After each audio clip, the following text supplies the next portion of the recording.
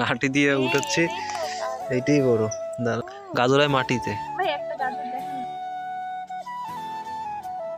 Hello guys, আসসালামু আলাইকুম। আশা করি সবাই ভালো আছেন। কিছুদিন থাকবে, তারপরে থাকবে না। এই যে কাঁচা টমেটো মাটিতে, গাজরায় মাটিতে। খাবি? বেশি বড় হয় নাই।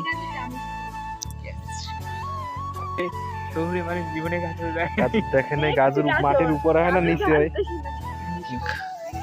আর এই যে টমেটো খাওয়ার মানুষ নাই, সব নষ্ট হয়ে গেছে। এই যে পাইকে পাইকে গাছে রয়েছে। এই যে লাঠি দিয়ে উঠাচ্ছে, এইটাই বড়।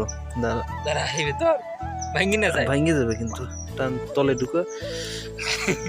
গাজরের গায়ে কোনো আঁচড় দিতে দিস না। আমি উঠাবো। গাজর পারতেছিলাম কইতে।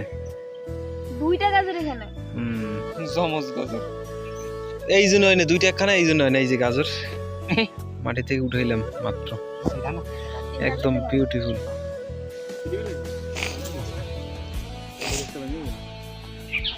যখন ডাব খাবো, এই যে গাছে বেশি ডাব নাই, ডাব চিন্তা করতেছি এখন পারবে কিনা ডাব। এই তো এখন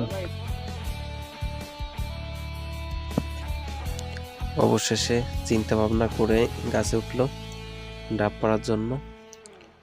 গাছটা একটু বড়, তার জন্য মানে ভয় পাচ্ছে উঠতে পারবে কিনা।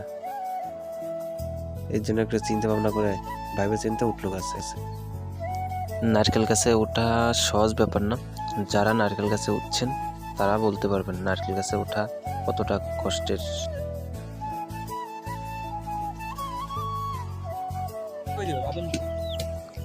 আর অনেক মানুষের অনেক স্মৃতি জড়িয়ে আছে এই ডাব খাওয়ার মাধ্যমে, তা অবশ্যই মনে পড়বে। আজ এই পর্যন্ত। আসসালামু আলাইকুম।